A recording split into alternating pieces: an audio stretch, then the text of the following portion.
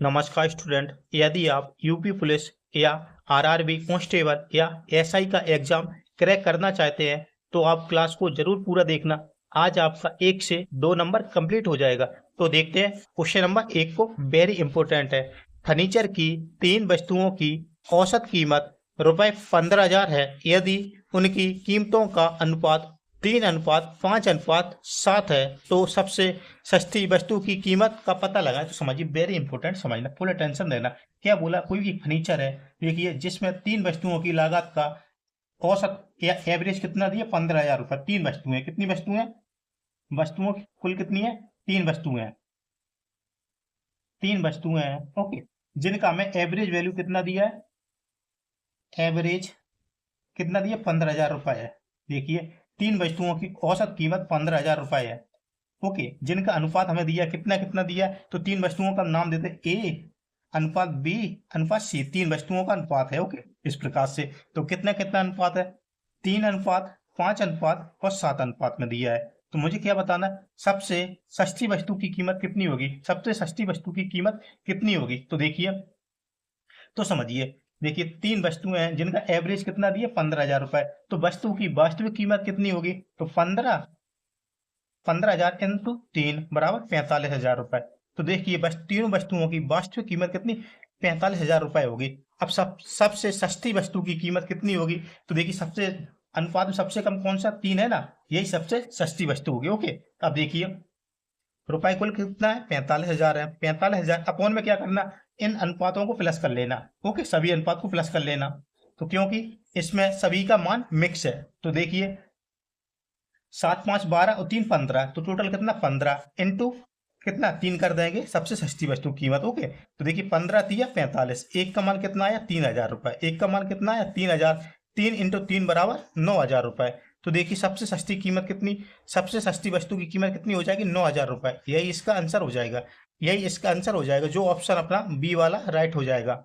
आशा करता हूँ आपको बहुत अच्छे समझ में आया। देखते हैं क्वेश्चन नंबर 2 को। ए कॉमा बी और सी आपस में 3:5:7 के अनुपात में नगद पुरस्कार बांटते हैं। यदि सी को ₹49,000 मिलते हैं तो ए और बी दोनों को मिलाकर प्राप्त कुल राशि ज्ञात कीजिए। तो समझिए, ए बी सी आपस में 3 व्यक्ति हैं, ए अनुपात बी अनुपात सी, जिनका अनुपात कितना कितना दिया? 3:5:7 में दिया है। ओके, इस प्रकार से इनका अनुपात दिया है। फिर आगे क्या हुआ? कोई पुरस्कार की राशि है जिसमें सी को कितने रुपए प्राप्त होते हैं? तो सी को देखा जाए तो 49,000 प्राप्त होते। कितने? 49,000 प्राप्त होते। तो मुझे बताना है ए और बी को मिलाकर कुल कितने रुपए प्राप्त होंगे? कुल कितने रुपए प्राप्त होंगे? तो समझिए, 49,000 अगर सी को प्राप्त होते हैं तो ए और बी दोनों को मिलाकर कुल कितने रुपए प्राप्त होंगे?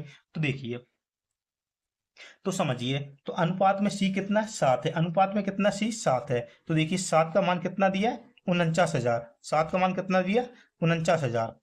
तो एक बराबर कितना हो जाएगा? तो 7,000 हो जाएगा। 1,000, एक अनुपात का मान कितना हो जाएगा? ₹7,000। ओके, एक अनुपात बराबर ₹7,000। मुझे किसका बताना? ए और बी दोनों को मिलाकर मुझे बताना कितने रुपए प्राप्त होंगे इन दोनों को। तो देखिए, इनका अनुपात का योग कितना होता है? 3 5 और 3 8 होता है। देखिए, 8 इंटू 7,000, तो 8 7 ₹56,000। देखिए, ए और बी दोनों को मिलाकर ₹56,000 प्राप्त होंगे। कितने? ₹56,000। यही इसका आंसर हो जाएगा। तो ₹56,000 किस में दिया? तो देखेंगे, अपना डी वाला ऑप्शन राइट हो जाएगा। ₹56,000 ए और बी दोनों को मिलाकर प्राप्त होंगे। ओके, यही इसका आंसर हो जाएगा। आशा करता हूँ आपको बहुत अच्छे समझ में आए। देखते हैं 3 को। ₹X की राशि ए कॉमा बी और सी के बीच इस प्रकार विभाजित की जाती है कि उनके शेयरों का अनुपात 2:3:5 है। यदि बी और सी के शेयरों के बीच सकारात्मक अनुपात ₹5,940 है तो एक्स का मूल्य क्या होगा? तो देखिए, ₹X की राशि है। राशि का मूल्य कितना है? कोई राशि है, कोई राशि है जिसका मूल्य ₹X दिया है, जिसका मूल्य कितना? ₹X। ओके, अभी ₹X है। तो देखिए, क्या बोला? राशि 3 भागों में विभाजित की जाती है। कितने? 3 भागों में, ए बी सी में विभाजित की जाती है। देखिए, ए बी सी में विभाजित की जाती है, जिनका अनुपात कितना? 2:3:5 है। तीनों राशियों का अनुपात इतना इतना है। ओके, उसके बाद में क्या बोला है? बी माइनस सी के बीच का अंतर कितना आता है? 5,940 रुपए का आता है, 5,940 रुपए का अंतर आता है, डिफरेंस आता है, क्या अंतर आता है। देखिए बी और सी के बीच में 5,940 रुपए का अंतर आता है, अंतर आता है, तो मुझे बताना है कुल राशि कितनी होगी, एक्स का मूल कितना होगा, एक्स का मूल कितना होगा या कुल मूल कितना होगा। ओके, कैसे निकालना तो समझना, बहुत अच्छे से ध्यान, अटेंशन, फुल अटेंशन देना। तो देखिए इनका अंतर इतना दिया ना, तो देखेंगे अनुपात में कितने का अंतर है, 5 में और 3 में कितने का, 2 का अंतर है। 2 का मान कितना दिया, 5,940 रुपए, 2 बराबर 5,940 रुपए है।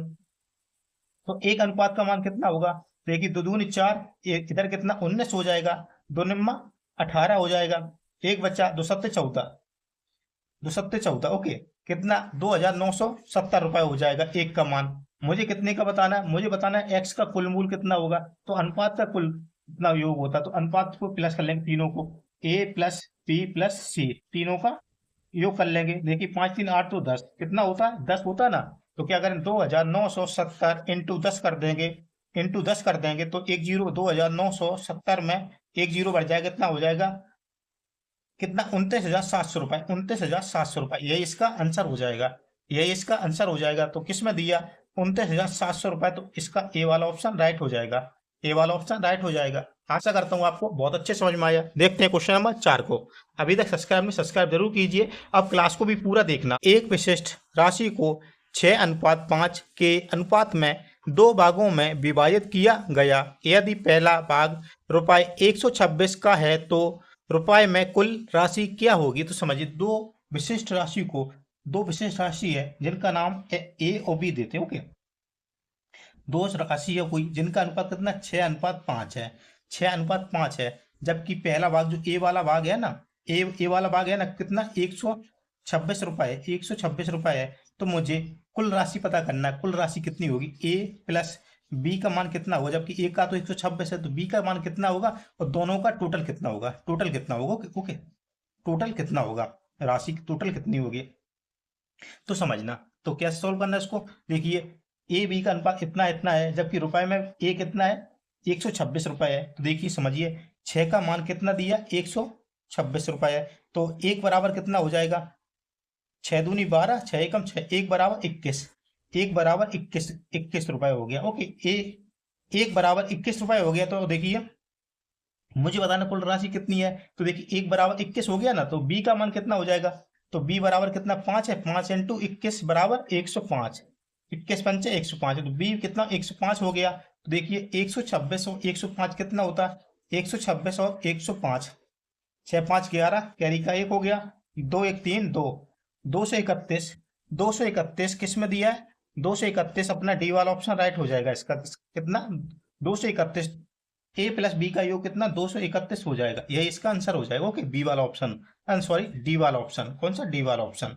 आशा करता हूँ आपको बहुत अच्छे समझ में। देखते हैं क्वेश्चन नंबर 5 को। अभी तक सब्सक्राइब जरूर कीजिए। एक विद्यालय में 200 विद्यार्थी हैं, जिनमें से 2/5 भाग लड़के हैं। विद्यालय में लड़कियों की संख्या ज्ञात कीजिए, विद्यालय में लड़कियों की संख्या ज्ञात कीजिए। तो समझिए एक विद्यालय में लड़का और लड़की, बॉयज और गर्ल की कुल संख्या कितनी, 200 है, 200 है। ओके, जिसमें से बॉय कितने हैं, 2/5 भाग लड़के हैं, लड़के कितने 2/5 भाग। मुझे लड़कियों की संख्या निकालना है, मुझे किसकी, गर्ल की संख्या निकालना है, गर्ल्स की संख्या कितनी है इस विद्यालय में। ओके, तो देखिए कैसे निकालना, तो समझना 2/5 भाग लड़के हैं, 2/5 भाग लड़के हैं, तो कुल स्टूडेंट कितने 200 हैं। तो देखिए इस प्रकार से माना कि अनुपात कुल कितना 5 है, माना कि कुल अनुपात कितना है, बॉय और गर्ल है। ओके, बॉय और गर्ल है, जिनमें 2/5 भाग लड़के हैं, तो लड़कों का अनुपात कितना 2 है और लड़कियों का 3 होगा, 3 2 5 हो गया। ओके, इस प्रकार से। ओके,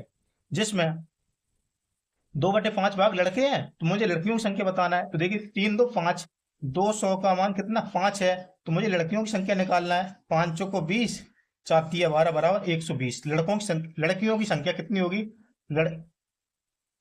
लड़कियों की संख्या कितनी होगी 120। तो 120 किस में दिया है, तो सी वाला ऑप्शन इसका राइट हो जाएगा। आशा करता हूँ आपको बहुत अच्छे समझ में आया। तो देखते हैं क्वेश्चन नंबर 6, जिसका आंसर आप सभी मुझे कमेंट में देंगे। एक विद्यालय में 200 विद्यार्थी हैं, जिनमें से 1/5 भाग लड़के हैं। विद्यालय में लड़कियों की संख्या ज्ञात कीजिए। लड़कियों की संख्या ज्ञात कीजिए, इसका आंसर आप सभी मुझे कमेंट में देंगे। इसका आंसर आप सभी मुझे कमेंट में देंगे। मुझे आशा है कि आप सभी का आंसर सही आएगा। बिल्कुल आप सभी लोग आंसर कमेंट में देंगे। और क्लास अच्छा लगता है लाइक, सब्सक्राइब और शेयर जरूर कीजिए।